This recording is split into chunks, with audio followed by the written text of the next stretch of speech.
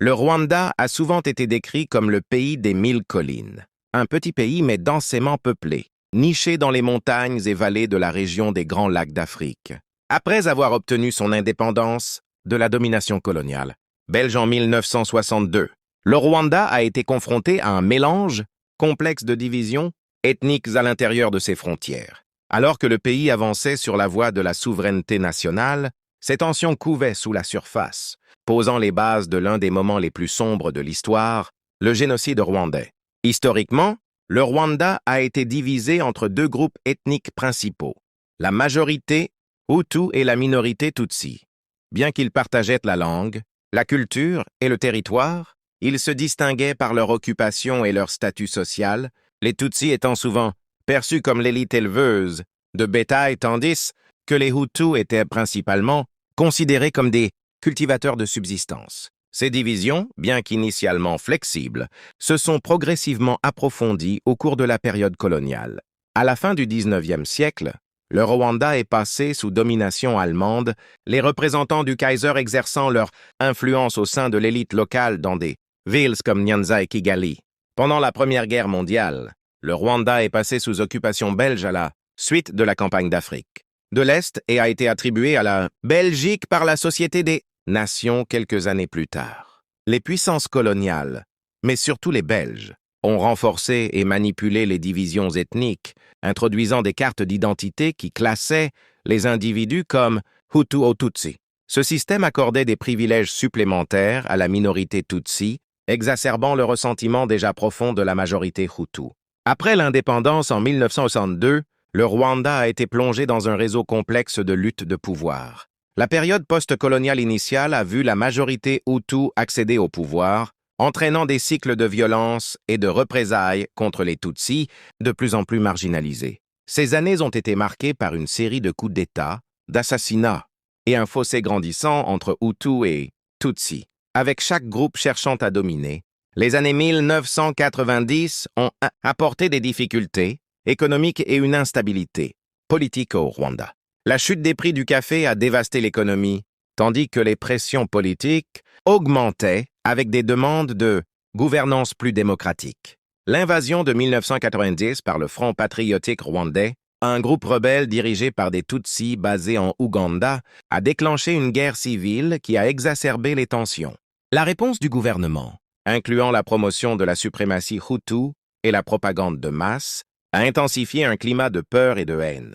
Le soir du 6 avril 1994, un avion transportant le président rwandais Juvenal Habyarimana, un Hutu, a été abattu à l'approche de l'aéroport de Kigali, tuant tous les passagers.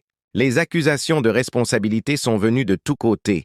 Le rapport du département d'État américain suggérant que l'attaque venait d'éléments dissidents de l'armée Hutu, tandis que d'autres enquêtes internationales ont pointé le Front patriotique rwandais. Quoi qu'il en soit, l'assassinat de Habyarimana reste entouré de mystères et son impact a été immédiat et profond. Le Rwanda a été plongé dans le chaos. Les extrémistes Hutus ont accusé le Front patriotique Tutsi et utilisé l'événement comme prétexte pour commencer une vaste extermination de la population Tutsi. En quelques heures, une campagne de violence a éclaté, menée par des extrémistes Hutus visant les Tutsis et les Hutus modérés. Des barrages routiers sont apparus du jour au lendemain et des listes de cibles ont été distribuées aux milices. Les médias, comme la station RTLM, ont joué un rôle critique dans la diffusion de propagande et l'incitation à la violence, alimentant la haine et facilitant l'escalade rapide du génocide. D'avril à juillet 1994, le pays a été témoin du massacre d'environ 800 000 Tutsis et Hutus modérés. La brutalité était sans précédent, les tueries se produisant à travers tout le pays. Femmes et enfants n'ont pas été épargnés. Les femmes, en particulier, ont souvent subi des viols et violences sexuelles systématiques, utilisées comme armes par les extrémistes Hutus.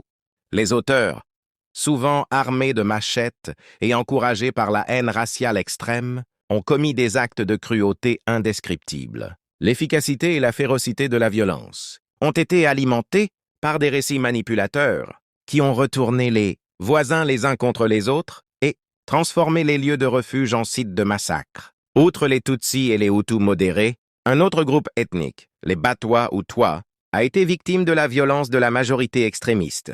Représentant environ 1% de la population, les Twa vivaient traditionnellement en marge de la société. Bien qu'ils n'étaient pas la cible principale, environ 10 000 des 30 000 Twa ont été tués pendant le génocide, victimes de propagande mensongère les accusant de s'allier au Front patriotique rwandais. Le gouvernement rwandais, l'armée et les médias ont joué un rôle central dans l'incitation et l'exécution du génocide. Les hauts responsables et chefs militaires ont orchestré la violence, utilisant des milices comme les Interahamwe pour perpétrer les massacres. Les médias ont diffusé des discours de haine, déshumanisant les Tutsis et Hutus, modérés et dirigeant les tueurs vers leur cachette. Cet effort coordonné entre l'appareil d'État et la propagande a créé un environnement où le génocide a pu être réalisé avec une efficacité terrifiante et une participation généralisée. Les témoignages de survivants racontent souvent des histoires d'évasion de justesse, de proches perdus et de la gentillesse d'inconnus offrant des lueurs d'espoir. Parmi ces actes de courage et de compassion, certains Hutus modérés ont risqué leur vie pour protéger voisins, Tutsis et Twa.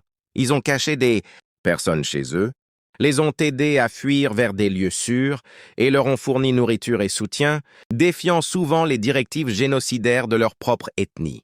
Parmi ces récits de survie, celui de Paul Rusesabagina, un directeur d'hôtel, se distingue. Il a utilisé son intelligence et son courage pour abriter plus de 1200 Tutsis et Hutus modérés à l'hôtel des 1000 collines pendant le génocide. Son histoire, popularisée par le film Hôtel Rwanda, a mis en lumière des actes de bravoure extraordinaires au milieu des horreurs. Pendant ce temps, la réponse internationale au génocide a été marquée par l'inaction. Malgré des signes évidents de violence croissante, la communauté internationale, y compris les Nations Unies et les grandes puissances, n'a pas intervenu efficacement. Ce problème a été aggravé lorsque des casques bleus belges, chargés de protéger le Premier ministre Agathe Uwilingiyimana, ont été exécutés par des extrémistes Hutus, qui ont ensuite assassiné la Première ministre elle-même. Le retrait ultérieur des forces de maintien de la paix a réduit la possibilité d'intervention, permettant au génocide de se dérouler avec peu de résistance extérieure, ce qui a entraîné des critiques et une réflexion intense dans les années suivantes. Le chaos au Rwanda a provoqué une grave crise des réfugiés, des millions fuyant vers les pays voisins, déclenchant l'instabilité régionale.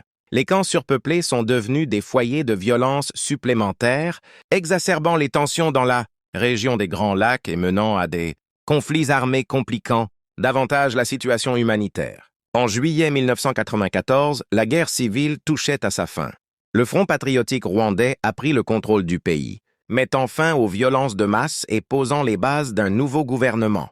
Les Nations Unies ont rapidement établi le Tribunal pénal international pour le Rwanda, chargé de poursuivre les responsables du génocide et autres violations graves du droit international.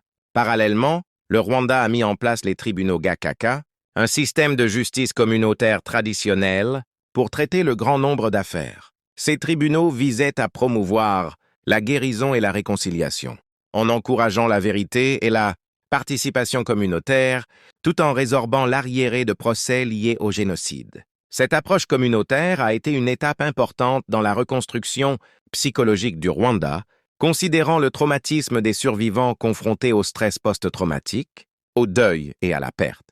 Malgré leur impuissance pendant la violence, la communauté internationale a joué un rôle significatif dans la reconstruction post-génocide et la quête de justice en fournissant une aide humanitaire, un soutien au développement et des réformes institutionnelles et juridiques. Les donateurs internationaux ont soutenu le développement économique, les soins de santé et l'éducation, tout en renforçant le système judiciaire et les protections des droits humains.